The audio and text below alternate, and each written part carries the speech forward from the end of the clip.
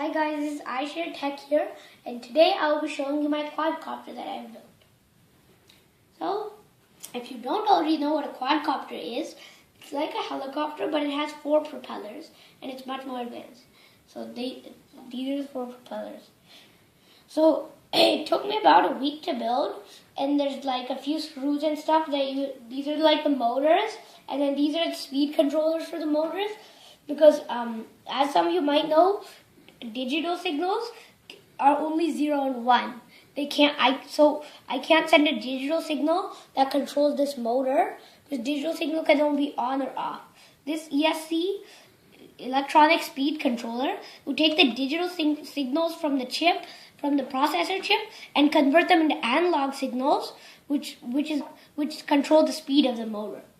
So like the chip would send a signal like, make the speed of the motor 50%, and this would give it 50% power to the motor. If the processor chip said 75%, this would give 75% power to the motor. So there's 4 setups of those, and this didn't take that long. What took me the most time was this, the middle. So I take off the cover, and inside there's a bunch of cool electronics. So this is the main processor board, which, as you can see, it has a little screen for like configuration, and then you can and then there's some wires. Like these wires are connecting to the ESCs. Like I said before, the ESCs. This will send the digital signals to the ESC, and then I have these wires which are going to the remote receiver. This is the remote receiver which receives the signals, and so this little thing is the remote receiver, and then this is the remote.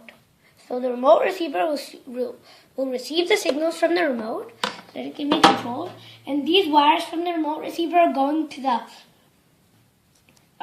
this processor board, so they can be processed and used to control the rotors. And then this little thing here is sticky out of the side, because this thing is going to be sticking out of the case when I put the cover it back on.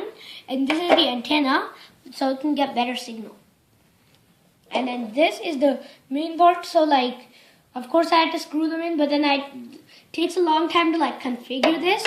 First you have to configure this.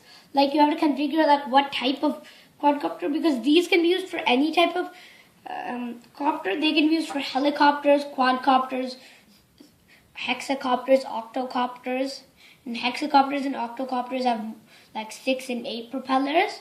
And then so you have to configure it, and you also have to configure about things like how much your throttle range is, because like some remotes are send different types of signals than others. So you also have to configure about so it'll be able to do the signal. And then once you're done configuring this, you also have to configure the remote. So to configure the remote, first you have to connect it with the remote receiver, so the remotes will connect. Then what you have to do is check these, because like sometimes if your signal is reversed, this can check if the signal is reversed.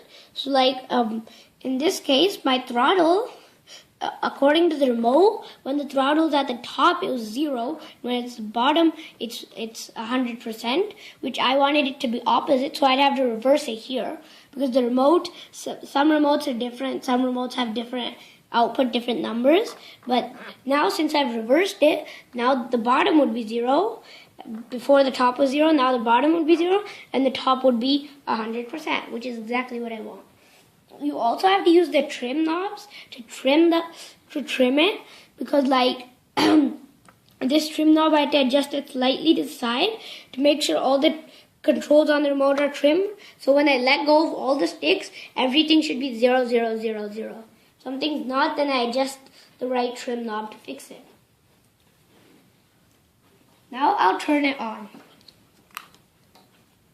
So this thing doesn't have a switch, but you just have to plug and unplug the battery wire.